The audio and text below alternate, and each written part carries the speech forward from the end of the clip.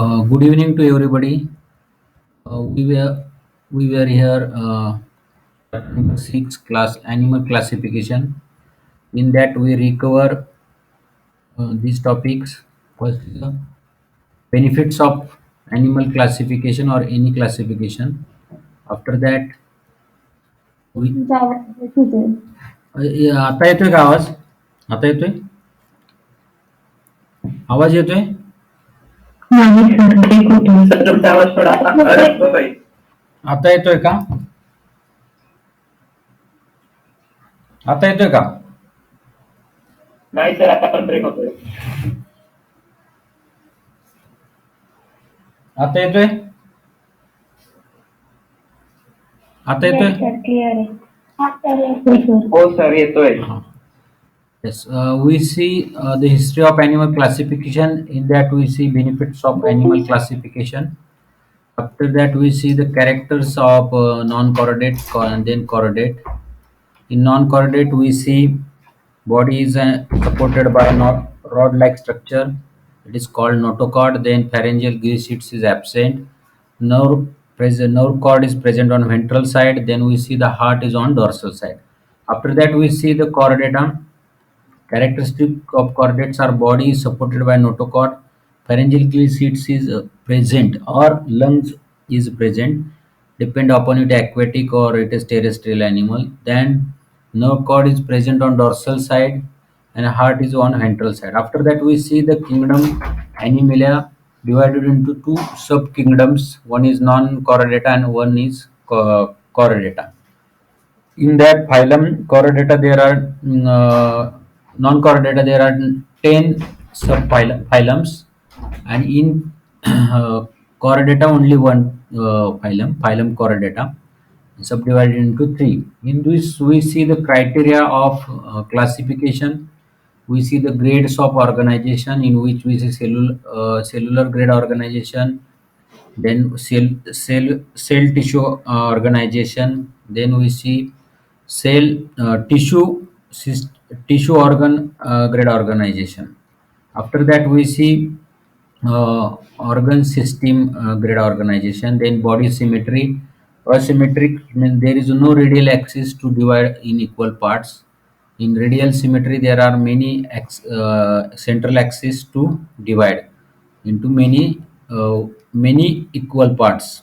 Then bilateral only one axis is there to divide. After that we see germ layer, diploblastic and triploblastic. In diploblastic germs, in diploblastic the animals are made up of only two germ layers. One is endoderm and ectoderm. In triploblastic, three layers: endoderm, Ectoderm and ectoderm. yes, and mesoderm. Yes. After that, we see the coelom, body cavity. There is a eucoelomate where is the body cavity is present, and in pseudocoelomate there is a how the body cavity is formed. Body cavity is formed by the mesoderm, in middle structure of the animals. Mesoderm, from the mesoderm body cavity is formed. When there is a body cavity present, we say it is eucoelomates. After no body cavity, we say ocoelomate. And some organism having the body cavity, but it is not true, or now it is not made up of from the mesoderm. It is called pseudocoelomate. After that, we learn this chart. You must learn this chart thoroughly. Otherwise, you can't answer any phylum. After that, body segmentation. We last time we see phylum Porifera. Can anybody give the example of Porifera? Spongilla. Okay. Phylum Coelenterata or Nidaria. काय त्याचं example आहे? समोर होते तुमच्या hydra hydra hydra. Yes. Hydra. Coral. Coral बरोबर. एक coral प्रवाळ. Yes then we see phylum platyhelminthes. Okay. Platyhelminthes मध्ये टेपवर्म, प्लॅनेरिया. ओके. त्यानंतर आपण लास्ट पाहिलं होतं फायलम ॲस्केलमेंथिस. मग ॲस्केलमेंथिस मध्ये आपण म्हणजे आपण जे कृमी म्हणतो जंत, ते अस्कॅरिस, फिलेरिया वर्म्स आणि लोआ आयवर्म्स हे फायलम या एस्केलमेंथिस. बॉम्ब्स मध्ये युनिसेक्शुअल होत नाही, त्यांचं एकच सेक्स असतं ना या बॉम्ब्स मध्ये.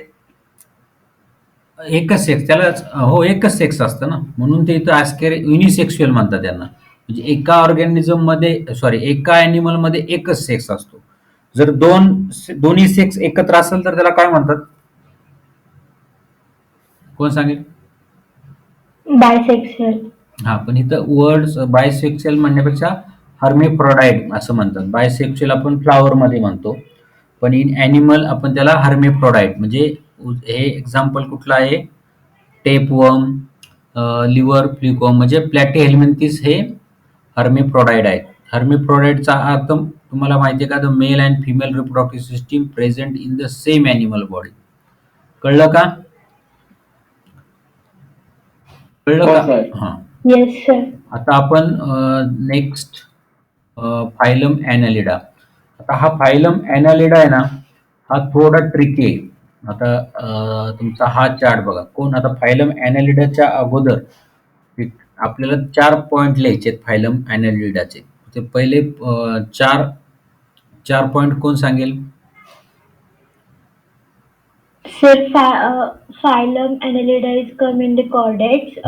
Chordate means there is a body supported by notochord, and pharyngeal slits are or lungs नाही, are काय present for respiration. काय सांग, एक मिनिट परत सांग, काय सांगितलं? Pharyngeal non chordate. gill slits of chordates. हा Sorry, non-chordate. हा, तुम्ही कॉर्डेटचं सांगताय, बरोबर. Non-chordate. एक minute Body is not supported एकच by minute cord like notochord. एकच मिनिट. कॉर्डेट म्हणजे कोण? कॉर्डेट तुमच्या डोक्यातच आणायचं नाही. आणि आपण फक्त कॉर्डेट जो आहे, ज्याला नोटोकॉर्ड आहे, ते सोडून पाहतोय ना आपण 10 फायलम्स. म्हणजे हा चार्ट तुमच्या लक्षात आलाय का? आपण आता ज्याला मणकाच नाहीये, पाठीचा कणाच नाहीये, ते सगळे हे पाहतोय आपण. आता आपण आलोय ॲनालिडा पर्यंत, म्हणजे नॉन कॉर्डेट मध्ये. आता नॉन कॉर्डेट म्हणजे जे आपल्यात आहे ते त्याच्यात नसणार. आपल्यात रॉड लाईक स्ट्रक्चर आहे का? Yes. येस. आता सांगा परत, म्हणजे कन्फ्यूज झालं मला वाटतं. हा, आता कोण सांगत होतं? सांगा. The Annelida हम्म. phylum Annelida is comes in non-chordates. Non-chordate means the body is not supported by rod-like notochord, and pharyngeal gill slits are absent in non-chordates. Nerve cord, if present, it is on ventral side, means front side. If present, it is in solid and impaired. And heart, if present, it is on dorsal side, means it is on back side. And the body organization of annelida is tissue organ or organ system grade.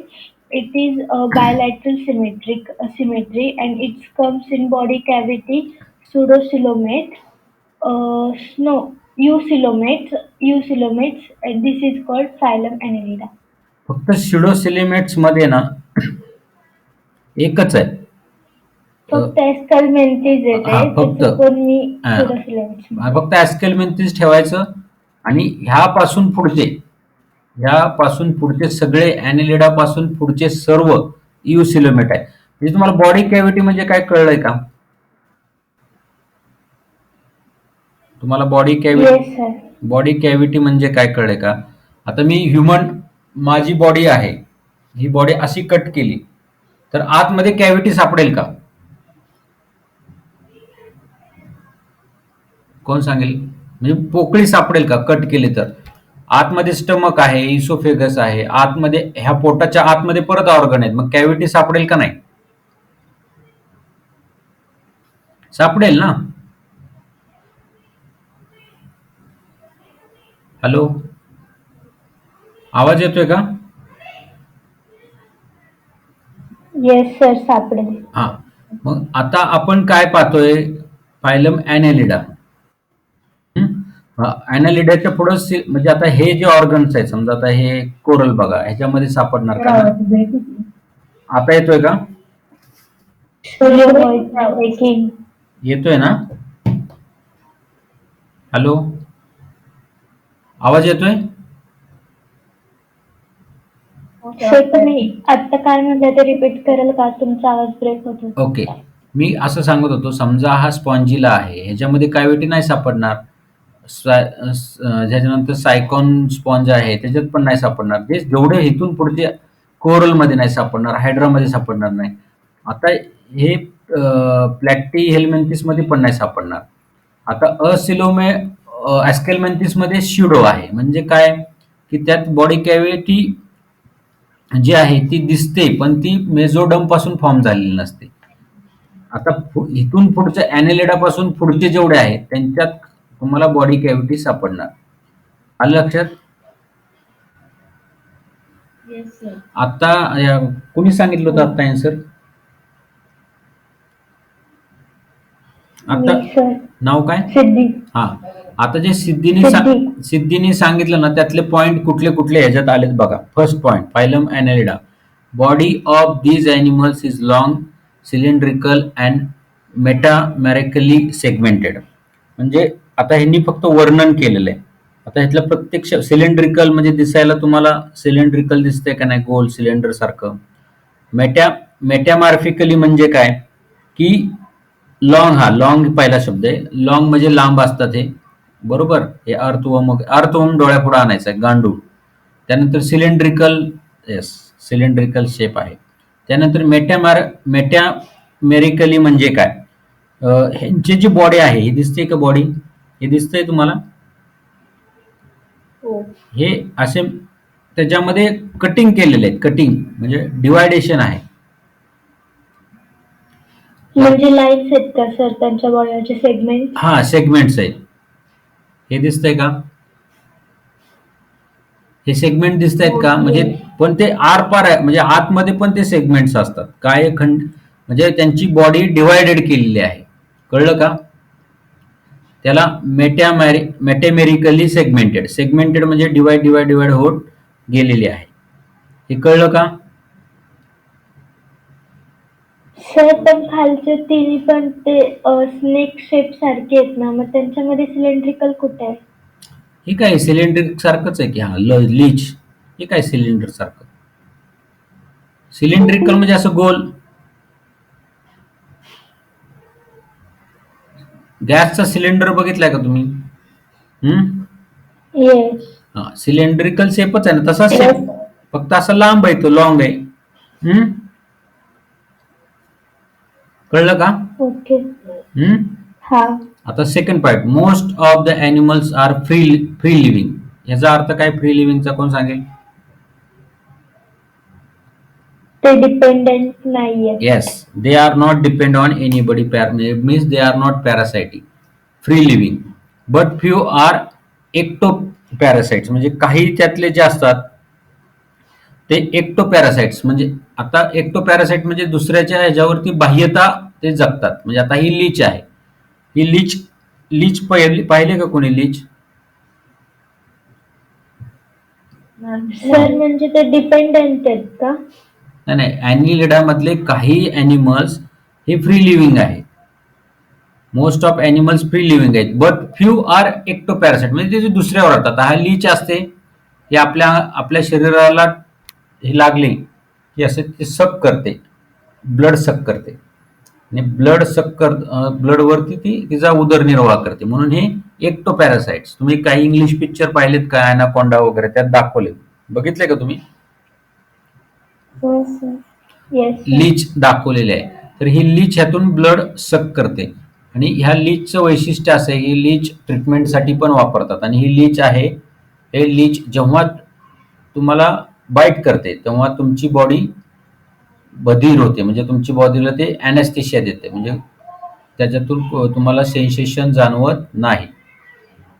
आलं का लक्षात? Hello. Sir पण आपण आहे ना प्लॅटी elements मध्ये त्याला endo parasites असं म्हणलेलं ना. इंडो पॅरासाइट्स म्हणजे ते आतमधून असतात. म्हणजे आता हे एक मिनिट, हा बरोबर तुम्ही विचारलं, बरं झालं. आता एक मिनिट, कुठं पाहिलं होतं आपण?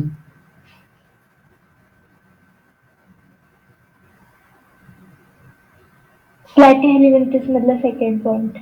हा, most of are endoparasites. Endo म्हणजे काय, आतमध्ये. म्हणजे जंतू कुठं असतात? पोटात. हा पोटात, ते मग एंडोपॅरासाइटिस. आणि हे एक्टो म्हणजे बाहेर. आता हे ऍस्कॅरिस पण एंडोपॅरासाइट मध्ये येतात. Relevant either aquatic or terrestrial, ह्याच्यातले त्या दुसऱ्यावरती डिपेंड राहतात ना. आता काय एंडोपॅरासाइट हे दिसतंय. जंत पोटात होतात, पोटाच्या बाहेर नसतात. ओके, कळलं का? नाही समजलं सर. एंडो म्हणजे आतमध्ये. हे जंत आपल्या पोटाच्या आतमध्ये असतात का बाहेर असतात? आतमध्ये असतात. बॉडीच्या मध्ये. टेपवर्म, ऍस्कॅरिस हे आतमध्ये आपल्या पोटातले, म्हणजे आपले इंटेस्टाईन असते ना, त्याला ते आतमध्ये इंटेस्टाईन मध्ये आपले अन्न खातात, आपल्यातून फूड घेतात. म्हणजे आपल्या जे गॅस्ट्रोइंटेस्टिनल सिस्टीम आहे, म्हणजे अन्न खाण्याची जी प्रक्रिया आहे, त्याच्यामध्ये हे त्यांचं जीवन जगतात. मग ते एंडोपॅरासाइट आपल्या आतमध्ये असतात. ही लीच आपल्या शरीराच्या बाहेर असते, स्किन मध्ये चावून ती ब्लड काढते. लक्षात आलं का तुमच्या? हा सर समजलं. एंडो म्हणजे ही एंडो आपल्या बॉडीच्या आतमध्ये जिवंत असते. ही एक्टोपॅरासाइट म्हणजे आपल्या बॉडीच्या बाहेर असतात. लीच ही, आता हे अर्थवर्म वगैरे फ्री लिव्हिंग मध्ये येतात, पण ही लीच आहे ही एक्टोपॅरासाइट्स आहे, म्हणजे बाहेरून ती ब्लड सक करते. आणि ही जेव्हा लीच तुमच्या शरीराला ती सक करायला सुरुवात करते, तेव्हा ती तुमच्या शरीराला अॅनेस्थेसिया देते बॉडीला या ठिकाणी. मग तुम्हाला ती चावलेली कळतच नाही. जेव्हा तिचं पोट भरतं तेव्हा ती ऑटोमॅटिक आपली बॉडी सोडून देते. आणि त्यानंतर आपल्याला थोड्या वेळाने ब्लड कसं काय आलं, तर त्यांनी ते त्या ठिकाणी आपल्याला बाईट करून ब्लड सक केलेलं असतं. कळलं काही? सर ते लीच मोस्टली कुठे असतं? पाण्यात असतात. हे ॲक्वेटिक आहे, पाण्यात लीच पाण्यात सापडतात. ह्याची पण बॉडी सेगमेंटेड असते. कळलं काही? एक्टोपॅरासाइट कळलं का? Yes sir. हो सर. म्हणजे आता समजा हे आहे बेडबग, म्हणजे ढेकूण आहे. हे बेडबग पण एक्टोपॅरासाइट मध्ये येणार. ते बाहेरून करतात ना ब्लड सक, बरोबर? आलं लक्षात? आता हा सर. ते फ्री लिव्हिंग अॅनिमल्स म्हणजे अर्थवर्म येणार. May be marine or fresh water dwellers or terrestrial. म्हणजे हे कधी काही जे असतात ते मरीन म्हणजे समुद्राच्या पाण्यात असतात, काही फ्रेश वॉटर मध्ये असतात, आणि काही टेरेस्ट्रियल म्हणजे जमिनीवर राहणारे असतात. म्हणजे लीच पाण्याच्या बाहेर पण जिवंत राहू शकते काही काळापुरती. त्यानंतर third point, these animals are triploblastic. Okay, तुम्ही आता पाहिजे बायोलॅटरली सिमेट्रिकल, आता सिद्धीने सांगितलेलं आहे. आणि यू सिलोमेट, हे कळलं का? हा, आता परीक्षेमध्ये लिहिताना दीज अॅनिमल्स आर ट्रिप्लोब्लास्टिक, एक point. Second point, these animals are bilaterally symmetrical. Third point, these animal eucoelomate. आता ट्रिप्लोब्लास्ट मध्ये तुम्ही लिहू शकता the animals made up of from 3 germ layers, ectoderm, endoderm, mesoderm. म्हणजे तुम्हाला लिहायचं किती ती तुम्ही किती लिहू शकता. बायोलेटरल सिमेट्री लिहू शकता, यू सिलोमेट. याचे 3 पॉईंट झाले का? तुम्ही एक पॉईंट लिहिला तर एकच मार्क पडेल. तुम्ही असं 3 मध्ये डिवाइड करून लिहिलं तर 3 मार्क पडतील. Fourth point, they have state और पॅरापोडिया और सकर्स फॉर लोकोमोशन. म्हणजे काय? म्हणजे हालचाल. हा, त्यांचे हालचाल कशी असते. काहींना पॅरापोडिया म्हणजे पाय असतात, काहींना सक्स असतात, आणि फॉर लोकोमोशन म्हणजे ते पायाने काय, आता हे पायाने जाते निरीज, ही पायाने जाते. हे जे आहे हे इथं माउथ असतं, आणि इथं सक्स असतं, आणि ह्या साईडला त्याचं ॲनस असतं, म्हणजे ज्यातून इथं खाण्याचे माउथ पासून तो सक करतो लीच. आणि ह्याच्यापासूनच तो पुढं जातो.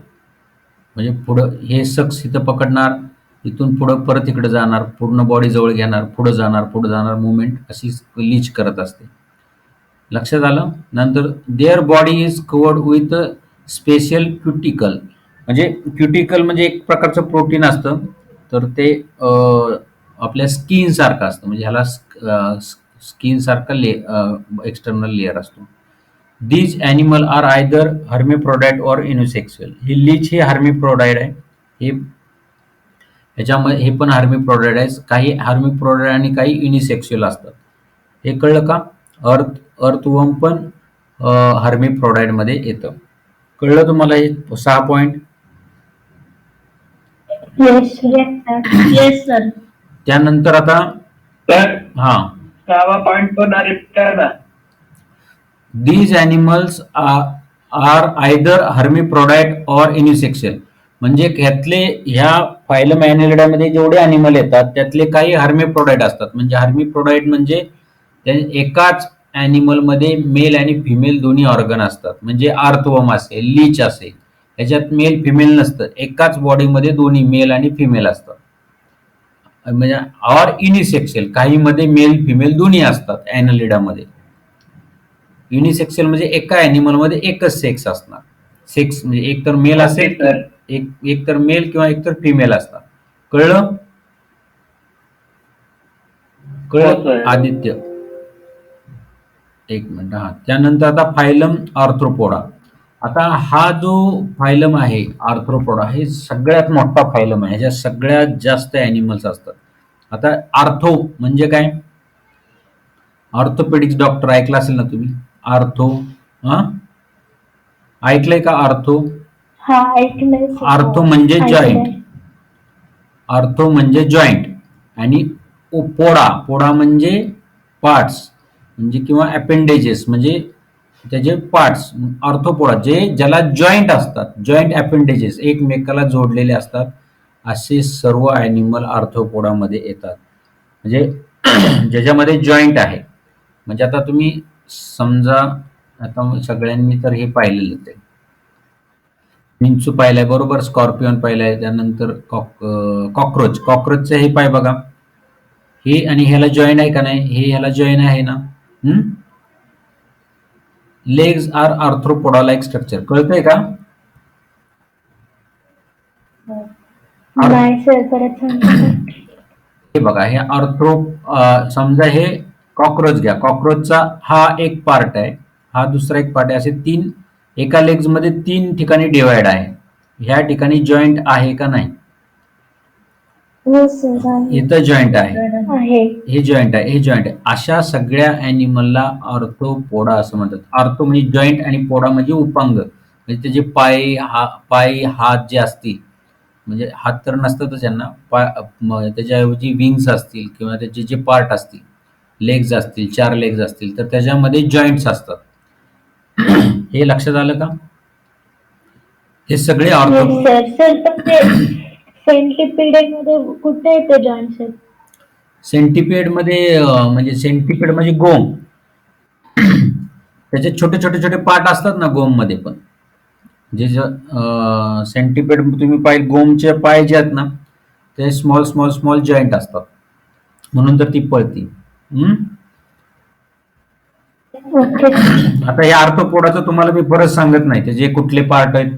नोटोकॉड, त्यानंतर हे हा चार्ट, हे सगळं तुम्ही लिहिणार ना एक्झामला. हे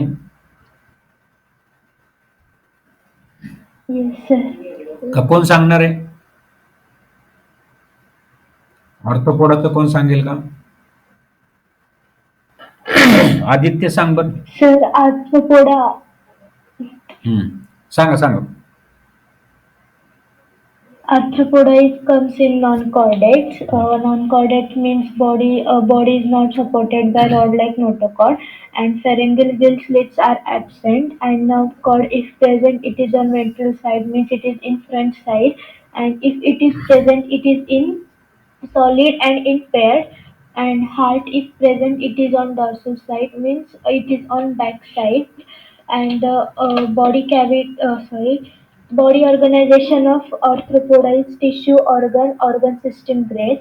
Its body symmetry is bilateral symmetry, and its body cavity is eucoelomate. It's called arthropoda phylum. आणि इट इज अ ट्रिप्लोब्लास्टिक. म्हणजे जे युसिलोमेट आहे ते जवळजवळ सगळे ट्रिप्लोब्लास्टिक असतात. तीन जर मेझोडम असेल तरच ते बॉडी कॅव्हिटी तयार होईल. ओके. आता ऑर्थोपोडा हे तुम्हाला 1 मार्काला विचारू शकतात. These animals are joint appendage hence they are called ortho. हे planet of earth is highest number of animals from phylum arthropoda. सगळ्यात जास्त कोणत्या फायलम मध्ये ॲनिमल्स आहेत तर ते आर्थ्रोपोडा. हा 1 मार्काला क्वेश्चन येऊ शकतो. Hence this is the largest phylum with highly successful animals in animal kingdom. ह्या ॲनिमल किंगडम मध्ये सगळ्यात जास्त ॲनिमल ह्या ऑर्थोपोडामध्ये येतात. These animals are found in all types of habitat, ranging from the deepest ocean to the highest mountain. जसं आपण पाहिलं की अगोदरचे जे फायलम प्रोरेफेरा याच्यामध्ये बऱ्यापैकी ॲक्वेटिक होते, पण आर्थ्रोपोडामध्ये ॲनिमल्स सी ओशनच्या डीपमध्ये पण असतात आणि हायेस्ट पॉइंट ऑफ माउंटनवर पण हे आर्थ्रोपोडातले ॲनिमल सापडतात. Body of these animals are triploblastic, eucoelomate, bilaterally symmetrical and segmented. Chitinous exoskeleton is present around their body. आता हा जो थोडासा वेगळा पॉइंट आहे. एक्झोस्केलेटन म्हणजे काय, एंडोस्केलेटन म्हणजे आता माझ्या बॉडीवरचे सगळे मांस स्किन वगैरे काढून टाकले तर माझा सापळा राहतो, त्याला स्केलेटन म्हणतात. फक्त हाडं राहतात, त्याला स्केलेटन. आता एक्झो तर एंडोस्केलेटन आहे माझ्या बॉडीच्या आत. एंडो म्हणजे काय, इनसाइड. कळतंय का? एंडो पॅरासाइट आता आपलं पाहिलं. एंडो म्हणजे आत, एक्टो म्हणजे बाहेर. एक्टो किंवा एक्झो. कळतंय का? येस. आता ह्यांच्यामध्ये कुठलं स्केलेटन असतं? स्केलेटन म्हणजे बोनी लाईक स्ट्रक्चर. तर ते असतं एक्झो म्हणजे शरीराच्या बाहेर, म्हणजे त्यांच्या जी स्किन आहे ही बाहेर, त्या स्किनवरती एक्झोस्केलेटन असतं. पण ते एवढं फॉर्म नसतं जसं आपले बोन्स फॉर्म असतात तसं. ते एक चिटेनियस म्हणजे एक लेअरच असतो त्यांच्या बॉडीच्यावर. हे तुम्ही जर पाहिलं तर थोडं ह्याची पंख कडक असतात, म्हणजे एक प्रकारचं एक्झोस्केलेटन त्याच्या बॉडीच्या बाहेरील भागात सापडतं. These animals are unisexual. ह्याच्यामध्ये सगळे ॲनिमल्स हे युनिसेक्शुअल असतात. हर्मिफ्रोडाइट कोण नाही, मेल फिमेल बॉडी असतात. मग ह्याच्यामध्ये बटरफ्लाय, स्कॉर्पिओन, कॉक्रोच, सेंटिपेड आणि मिलीपेड म्हणजे पैसा. ते लहान बघितलं असेल तुम्ही, हात लावला की जो गोल होतो पैसा. या ठिकाणी चुकीचं दाखवलं आहे, सेंटिपेड म्हणून याला दाखवलेलं, हे चुकीचं आहे. बुक्स मध्ये दाखवलंय का तसं? हॅलो, हे सेंटिपेड नाही आहे, मिलीपेड आहे. जे पैसा, पैसा माहितीये का? पैसा बघितलाय तुम्ही? सेंटिपेड तर तुम्ही पाहिले असेल गावाकडे, गोम. हो, त्याच्यात फॅमिलीतला थोडाफार. हे हे हे मिलीपेड आहे. सेंटिपेड म्हणजे गोम. गोम सगळ्यांनी बघितले असेल. स्कॉर्पिओन पण पाहिलेला आहे. कॉक्रोच तर सगळ्यांच्या घरात. कॉक्रोच तर कितीही चेंजेस झाले. आता हा फायलम सगळ्यात मोठा का असेल? कारण ह्यांनी अडॉप्शन जेव्हा जेव्हा ह्याच्यामध्ये इव्हॅल्युएशन झालं, त्या इव्हॅल्युएशन मध्ये ह्या ॲनिमलनी त्या बॉडीमध्ये चेंजेस करून घेतले असतील. त्यामुळे ह्यातले सगळे ॲनिमल जास्त प्रमाणात असतील, म्हणून किंगडम आर्थ्रोपोडा हा मोठा आहे. आता पुढचं हे ह्याच्यात काही शंका आहे का? आर्थ्रोपोडा. आता फायलम मोलुस्का. आता फायलम मोलुस्का हा सेकंड नंबरचा आहे. फर्स्ट नंबर काय आहे? Phylum arthropoda. आर्थ्रोपोडाचा अर्थ तुम्ही लक्षात ठेवा. आर्थ्रो म्हणजे जॉईंट आणि पोडा म्हणजे जोडलेले. आता phylum Mollusca. Aditya, phylum Mollusca सांग. हे वाचायच्या अगोदर आपले तर तुम्ही शिकवत होतात, तुम्ही ऍबसेंट होते तर ऍबसेंट असला म्हणून काय झालं? नोटोकॉर्डचे कॅरेक्टरिस्टिक सांग. हे तर सांगता येईल ना. हा कशात येतो? नॉन कॉर्डेट मध्ये येतो ना. तेव्हा पण मी ऍबसेंट होतो, कारण की माझ्या स्टडी मध्ये होता आणि रायटिंग वर्क मध्ये होत, म्हणून जॉईन करता आलं मला. असू दे, पण आता तुला आता तरी कळलंय का फायलम नॉन कॉर्डेट मध्ये? नॉन कॉर्डेट काय आहे, कॉर्डेट काय आहे? हो सर. मग आता नॉन कॉर्डेटचे कॅरेक्टरिस्टिक. पहिलं कॅरेक्टरिस्टिक काय आहे? Rod like structure is absent. Body is not support bye rod like structure. बरोबर. Yes, sir. Pharyngeal gill slits are absent. Absent. Nerve cord present on ventral side. म्हणजे nerve cord कुठं असते? Ventral साईडला, म्हणजे पुढच्या बाजूला. आणि heart present on dorsal side. हे कळलं? हो सर. आता त्यानंतर आपला हा सेकंड चार्ट आहे. तर ह्याच्यामध्ये हा किंगडम त्यामधले आता फक्त बॉडी ऑर्गनायझेशन. ह्याची बॉडी ऑर्गनायझेशन कशी आहे? तुम्ही आता टिश्यू ऑर्गन न म्हणता ऑर्गन सिस्टीम म्हटलं तरी चालेल, कारण हे सगळ्यांच्या आता टिश्यू ऑर्गन म्हणजे काय? टिश्यू आणि ऑर्गन याच्यामुळे त्याची सगळ्या बॉडी ऍक्टिव्हिटी होत असतात. आता ह्या जवळजवळ ॲनिलिडापासून पुढचे म्हणजे आर्थ्रोपोडा ह्याच्यामध्ये ऑर्गन सिस्टीम ग्रेड ऑर्गनायझेशन आहे. त्याची बॉडी कशी आहे? कशी सिमेट्री आहे बॉडी? Bilateral. आदित्य आता प्लॅटी हेल्मंथिस पासून सगळ्यांचं बायलॅटरल सिमेट्री आहे, बरोबर का नाही? हो. There body is bilaterally symmetrical. आणि थर्ड पॉइंट काय लिहिणार? Body cavity. कुठली बॉडी कॅव्हिटी? एक्सटर्नल. नाही, बॉडी कॅव्हिटी. बॉडी कॅव्हिटी म्हणजे यू सिलोमेट, म्हणजे बॉडी कॅव्हिटी प्रेझेंट असते त्याला आपण यू सिलोमेट म्हणतो. म्हणजे बॉडी कॅव्हिटी म्हणजे माहिती आहे ना Aditya? Yes sir. Body cavity असते का? हो, यू सिलोमेट. फक्त पोरोरिफेरा, निडेरिया आणि प्लॅटी हेल्मंथिस यांना बॉडी कॅव्हिटी नसते. आणि अस्कलमेंथिसचे जेवढे आहेत त्यांच्यामध्ये शुडो बॉडी कॅव्हिटी असते. बाकी सगळ्यांना यू सिलोमेट असतात. हे मोलुस्कामध्ये लिहायचे 8 पॉइंट. कोण दुसरं सांगेल का? मोलुस्का जर नवीन लोकांनी सांगा. मोलुस्काचे characters. Is occur in non-chordates, Yes. and their body is supported by rod-like notochord. Not supported by rod-like notochord. Pharyngeal gill slits are absent in this. Nerve cords is if present, it is on ventral side. It is solid and parallel. Heart is present in the dorsal side, and they are in kingdom Animalia. It is occur in the tissue organ system grade. Organ Their सिस्टीमच म्हणा. symmetry is bilateral. Organ system. Their symmetry is bilateral symmetry. Their cavity is eucoelomate. आणि it is a triploblastic. Triploblastic म्हणजे तिन्ही layer असलेच पाहिजेत त्याच्यात. Okay, 8 point कळले का? Yes. Aditya हो सर. हे असं पाठ पाहिजे. म्हणजे 4 तर पॉइंट लक्षात ठेवायचे. नॉन कॉर्डेट मध्ये आपल्यात जे नाही ते लिहायचंय. आपण कॉर्डेट मध्ये येतो ना, हो सर. Yes. मग आपल्याला जे नोटोकॉर्ड त्यांच्यात नाही असं लिहायचं. त्यानंतर हार्ट कुठल्या साईडला आहे, नर्व कुठल्या साईडला आहे फक्त, आणि पॅरेंजियल नंतर हे गिल स्लिट्स ॲब्सेंट. एवढं 4 पॉईंट आहेत. त्यानंतर ट्रिप्लोब्लास्टिक, ऑर्गन सिस्टीम ऑर्गनायझेशन. इतकं सिम्पल मी करून सांगितलं. मला वाटतं तुम्ही स्कूलमध्ये अनुभव घ्या, तुमच्या स्कूलमध्ये कसे सांगतात. तुम्हाला फक्त वाचून दाखवतील आणि काहीच कळणार नाही. तुम्हाला काही पाठ करायची गरज नाही. तुम्ही दाखवतात आम्हाला सगळे. हा? काहीच कळत नाही आम्हाला. तुम्ही शिकवता म्हणून ते सगळं कळतं तरी आम्हाला. आणि सगळ्यात महत्वाचं म्हणजे तो पॉइंट गाळलाय, हेच मला शॉकिंग आहे. कुठला? पॉइंट्स ऑफ क्लासिफिकेशन नाही का आपण पाहिजे. ओमिटेड आहे ना तो, हो sir.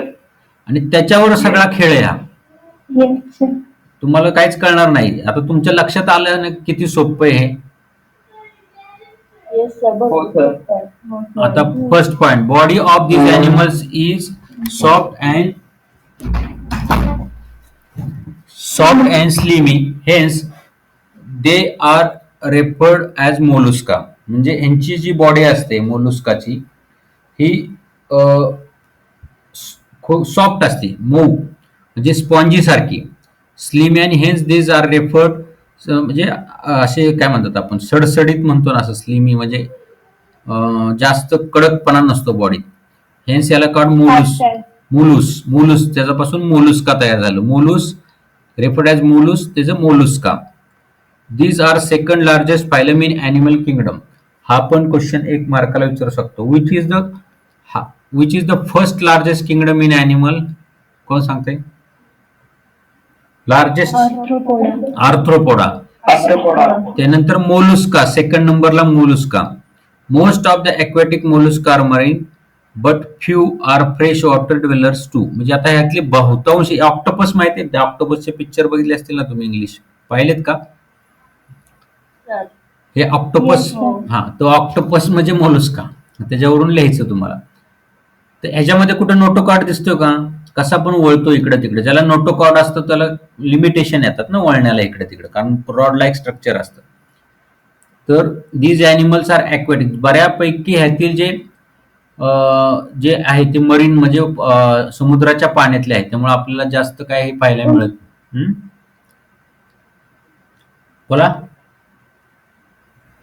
Body of these animals is triploblastic, eucoelomate, non-segmented and soft. Except animal like snail, their body shows bilateral symmetry.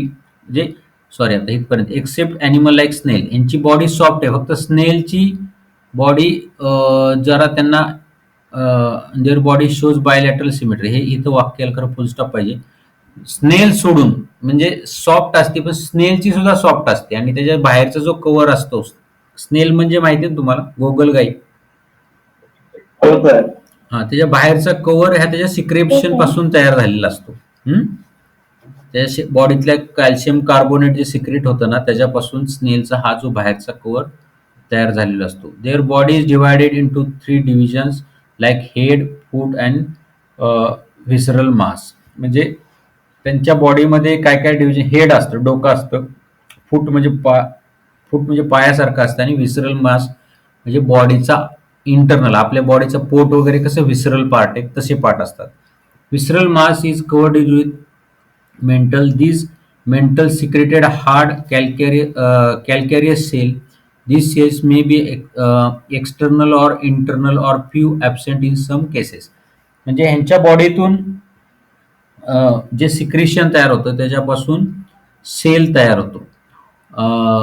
आपण जे शिंपल्याचं वरचं पाहिलं, शिंपला पाहिलं ना तुम्ही, शिंपला, शंख, हो सर. हे सगळे मोलुस्कामध्ये येतात.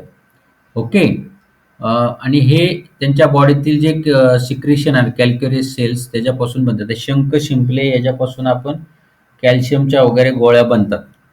सेल कॅल वगैरे ऐकलं असेल ना तुम्ही. हो सर. हे आपल्यामध्ये कॅल्शियम म्हणजे यांच्या बॉडीतून सिक्रेट होऊन कॅल्शियम तयार होतं. These cells may be external, काहींचे एक्सटर्नली असतात, काहींची इंटरनल असतात, आणि काहींच्या मध्ये ते ॲबसेंट असतं. हे कळलं का? These animals are unisexual. These animals are unisexual. Bivalve, snail, octopus हे ह्याचे एक्झाम्पल आहेत. आता यात काय फायलम मोलुस्का, काय अडचण आहे का? No sir. आता नेक्स्ट फायलम इकॅनोडर्माटा. तर आता हे इकॅनोडर्माटा सांगायच्या अगोदर आपण आता हे वाचायच्या अगोदर तुम्ही काय सांगणार ते सांगा. आपले 8 पॉइंट कोण सांगेल? So Echinodermata is appear in a non-chordate. Their body are not supported or like notochords. Gill slits are absent in this.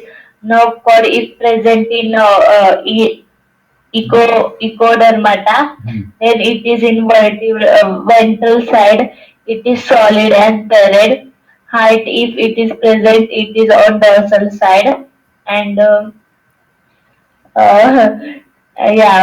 body organization is in a organ system grade, and their body symmetry is bilateral symmetry, and their body cavity is eucoelomate, and it is triploblastic. Triploblastic. Yes. एवढं तरी सांगितलं ना तर पुढच्याला वाटेल किती knowledge आहे, किती यांना कळलेलं आहे फायलम इकॅनोडर्माटा. आता आपण तर वाचलं पण नाही, बरोबर आहे का नाही? तरी पण तुम्ही 8 पॉइंट बोलू शकता. इथं तर 7च दिले, तुम्ही जर 8 पॉइंट सांगताय. हे ऍक्च्युली हे क्लासिफिकेशन आपण बाय हार्ट केल्यामुळे सांगू शकतात. आपण बुक्समध्ये काय दिलंय ते बघू. Calcareous spines are present on the body of these animals, hence they are called as इकॅनोडर्मास. म्हणजे काय माहिती का, ह्याच्या बाहेरचं जे कव्हर आहे, लेअर, आपली जशी स्किन असते तशी या फायलमच्या बाहेरची जी स्किन आहे ही थोडीशी कडक असते. आणि कॅल्कॅरियस स्पाइन्स म्हणजे कॅल्शियम कार्बोनेट, कॅल्कॅरियस म्हणजे कॅल्शियम कार्बोनेटच्या ह्याच्यापासून ही जी बाहेरची स्किन बनलेली असते, म्हणून ह्यांना इकॅनोडर्माटा असे म्हणतात. म्हणजे डर्माटा म्हणजे डर्मा म्हणजे काय, स्किन. त्याची स्किन थोडीशी ह्याच्या कॅल्शियम कार्बोनेट पासून बनलेली असतो, म्हणून त्याला इकॅनोडर्माटा असं म्हणतात. कळलं काय? हो सर. म्हणजे कॅल्कॅरियस स्पाइन्स म्हणजे कॅल्शियम कार्बोनेट पासून हे जे स्किन बाहेरची लेअर बनलेला असतो. डर्माटा म्हणजे काय, skin. These animals are found only in ocean, म्हणजे हे फक्त आणि फक्त समुद्रातच दिसतात, बाहेर कुठेही दिसत नाही. देअर बॉडी इज ट्रिप्लोब्लास्टिक, जसं आता यांनी सांगितलं, eucoelomate, and it is a radially symmetrical in adult stage, however they are show bilateral symmetry in larva stage. आता हे थोडंसं ह्याच्यात बायोलॅटरल आणि ह्याच्या सिमेट्रीमध्ये, लार्वा म्हणजे काय की जेव्हा सुरुवातीला, एक मिनिट, ह्याची सिमेट्री अडल्ट स्टेजमध्ये असतात त्याला रेडियल सिमेट्री दाखवतात. म्हणजे आता आपण सिमेट्रीचा हा चार्ट जर बघितला ना, आपण फक्त हा चार्टमध्ये इथं हा बायलॅटरल सिमेट्री, तर ह्याच्यामध्ये इकॅनोडर्माटा जो आहे त्याच्यामध्ये सुरुवातीच्या लार्वा स्टेजमध्ये तो बायलॅटरल. लार्वा म्हणजे काय की तुम्ही मॉस्किटोची माहिती आहे तुम्हाला, मॉस्किटोची लाईफ सायकल माहिती आहे का? No, sir. म्हणजे मॉस्किटो, नाही सर. मॉस्किटो जो असतो तो पाण्यामध्ये अंडी घालतो आणि त्या अंड्यापासून एक आळी तयार होते. तुम्ही पाण्यामध्ये अशा आळ्या बघितल्या असतील, अशा हलणाऱ्या पाण्यात आळ्या Yes, sir. हा, तर त्या आळ्या नसून त्याला लार्वा म्हणतात. त्या ज्या लार्वा असतात त्याच्यातूनच मॉस्किटो मोठा होतो 6 दिवसानंतर आणि तो बाहेर पडतो. तसे जेव्हा ही लार्वा स्टेजमध्ये असतात तेव्हा बायलॅटरल सिमेट्री दाखवतात आणि मोठे झाल्यानंतर रेडियल सिमेट्री दाखवतात. म्हणजे स्टारफिशचं, स्टारफिश बघितला का, स्टारफिश रेडियल सिमेट्री दाखवते. हो sir. They perform locomotion with the help of tube feet, म्हणजे ह्याचे जे ट्यूब फीट असतात त्या ट्यूब फीट मधून ते लोकोमोशन म्हणजे हालचाल करतात. Also useful for capturing the prey, म्हणजे हे जे ट्यूब फिट्स आहेत ते एखाद्या प्रे म्हणजे भक्ष्य, खायचं, खाण्याचे एखादा छोटा ॲनिमल्स असेल, छोटा मार्कर ऑर्गॅनिझम, त्याला कॅप्चर करण्यासाठी ते त्या ट्यूब फिटचा उपयोग करतात. Some animals are sedentary. Sedentary म्हणजे काय, एकाच ठिकाणी स्टॉप. सिडेंटरी म्हणजे ज्यांचं लोकोमोशन होत नाही. आपण पाहिले अगोदर त्यातले काही ॲनिमल सिडेंटरी असतात, काही लोकोमोशन करू शकतात. They have exoskeleton made up of calcareous spine and ossicles or plates, म्हणजे त्याची जी बाहेरची बॉडी आहे स्केलेटन हे कॅल्कॅरियस म्हणजे कॅल्शियम कार्बोनेट पासून बनलेलं असतं स्केलेटन, त्याला एक्झोस्केलेटन हे याच्यामध्ये प्रेझेंट असतं. These animals have good ability of regeneration, म्हणजे हे आपल्यापासून आपल्यासारखे सजीव जास्त प्रमाणात निर्माण करतात. These animals are mostly unisexual. Starfish, sea urchin, brittle star, sea cucumber म्हणजे समुद्र काकडी हे ह्याची उदाहरणं आहे. इकॅनोडर्माटा कळलं का तुम्हाला? हो सर. सर, हो, sir. क्यूब फीट म्हणजे कुठं कुठं u cube feet sir, 4th point मध्ये बघा. Cube feet. ट्यूब फिट म्हणजे हे ट्यूब लाईक स्ट्रक्चर असतात त्यांचे. ट्यूब फिट म्हणजे पाय, फिट, ट्यूब लाईक स्ट्रक्चरच्या मदतीने ते लोकोमोशन करतात. हे स्टारफिश आहे ना, हे ट्यूब लाईक स्ट्रक्चर इथे एंडला असतं, त्याच्यापासून तो पुढं पुढं पुढं पुढं सरकायचा प्रयत्न करतो. आता हे बघा, सी अर्चिन हे ट्यूब लाईक स्ट्रक्चर आहे ना, ह्याच्यापासून तो पुढं पुढं सरकायचा प्रयत्न करतो. ट्यूब फिट म्हणजे जे ट्यूब लाईक फिट असतात, म्हणजे पाय, पायाचे उपांग, अपेंडेजेस. कळलं का? Okay sir. Yes sir. आता हा जो फायलम आहे लास्टचा फायलम, फायलम हेमिकॉर्डेटा. हेमी म्हणजे काय, हेमी म्हणजे अर्धा. हेमिस्पियर वाचलं असेल ना तुम्ही, अर्धगोल हेमी. हो सर. आता हेमी कॉर्डेटा हे काय आहे? कॉर्डेटा. कॉर्डेटा म्हणजे काय रे आदित्य? हू हॅव्हिंग, कोण सांगेल? त्यांना पाठीचा कडा म्हणजे नॉर्मल कॉर्ड असतो ते. हा, रॉड लाईक स्ट्रक्चर ज्याच्यात असतो. म्हणजे आता हा फायलम हेमी कॉर्डेटा म्हणजे त्याच्यात अर्धा अर्ध काहीतरी आहे. तुम्ही आता आपलं जे रेग्युलर मध्ये ते लिहून काढू शकता की 4 पॉईंट जे आहेत ते आता सगळ्यांचे पाठ झालेत. आता हेमी कॉर्डेटामध्ये त्याचे कॉर्डेटचे काही पॉईंट ह्याच्यात मिक्स झालेले आहेत, म्हणजे कॉर्डेटचे काही कॅरेक्टरिस्टिक ह्याच्यात आलेले आहेत, म्हणून ह्याला हेमी कॉर्डेटा म्हणतात. हा नॉन कॉर्डेट मधला शेवटचा फायलम आहे. म्हणजे तुम्हाला इव्हॅल्युएशन बघितलं तर बघा, इव्हॅल्युएशन हळूहळू कसं होत चाललंय. ज्यांना नोटोकॉर्ड नाहीये असे असे शेवटच्या फायलम मध्ये हेमी कॉर्डेटा नंतर कॉर्डेट आणि कॉर्डेटामध्ये परत व्हर्टिब्रेटा. आता हेमी कॉर्डेटचे कॅरेक्टर, हेमी कॉर्डेट म्हणजे अर्धा, तो त्याच्या अर्धे स्ट्रक्चर हे कॉर्डेटा सारखे असतात, म्हणजे रॉड लाईक स्ट्रक्चर सारखे, म्हणून हेमी कॉर्डेटा म्हणतात. तर त्याचे कॅरेक्टरिस्टिक आहे, body of these animals is divided into 3 parts, proboscis, collar and trunk. म्हणजे आता ह्याची जी प्रोबोसिक म्हणजे ह्याला तोंड असल्यासारखं, म्हणजे शुंड म्हणजे पुढं तोंड असल्यासारखं, कॉलर म्हणजे आपल्याला गळा जसा असतो तसा, आणि बाकीचा ट्रंक. ह्याची बॉडी 3 मध्ये डिवाइड असते. फर्स्ट आहे प्रोबोसिक, कॉलर आणि trunk. Notochord is a present in proboscis. याला नोटोकॉर्ड फक्त ह्या प्रोबोसिस मध्येच असतो, एवढ्याच पार्टमध्ये, बाकीच्या पार्टमध्ये नोटोकॉर्ड नसतो. हेच they are called as hemichordata. कळलं का? सर हम्म. पण इथे तर ते ट्रंक मध्ये दाखवलंय ना कुठं दाखवलं? नोटोकॉर्ड. नाही नाही नाही नाही नाही, त्यांनी तुम्हाला डिसेक्शन करून ट्रंक मध्ये दाखवलंय. तो जो बॅलॅनोग्लॉसस, म्हणजे आता तुम्हाला पुढं सांगतो. बॅलॅनोग्लॉसस म्हणजे त्याच्यामध्ये हा बॅलॅनोग्लॉसस जो आहे ना, त्याच्या आतमध्ये आपण जसं गांडूळ कापल्यावर दिसतं ना आतमध्ये, तसं आहे. नोटोकॉर्ड फक्त प्रोबोसिस मध्येच असतो, खाली नसतो, म्हणून ह्याला हेमिकॉर्डेटा म्हणतात. कळलं का? Okay sir. These animals Yes, sir. these animals are called as acorn worms, also called as acorn worms. आता acorn worms असं पण त्याला म्हणतात. म्हणजे जे acorn म्हणजे तोंडाच्या ह्या साईडला, म्हणजे जे प्रोबोसिस मध्ये फक्त तोंडाच्या साईड त्यांचा डेव्हलप असतो कॉर्डेट, म्हणून त्याला acorn worms म्हणतात. These are marine animals live in burrow in sands, म्हणजे सँड्स मध्ये ते बीळ करून राहतात. बेरो म्हणजे बीळ करून राहतात. जसे बिळामध्ये राहणारे कुठले कुठले आहेत ॲनिमल्स, स्नेक्स वगैरे जे असतात, Rat, रॅट. mice. हा, तसं हे सँड मध्ये हे करून राहतात. They have 1 to many pharyngeal gills. आता आपण काय लिहित होतो नॉन कॉर्डेट मध्ये, की त्याला फेरेंजियल ग्लिसिड्स ऍबसेंट आहे, हे तुम्हाला. Absent आहेत. हा, तर ह्याच्यामध्ये ते प्रेझेंट म्हणजे हे गिल स्लिट्स प्रेझेंटला सुरुवात झाली.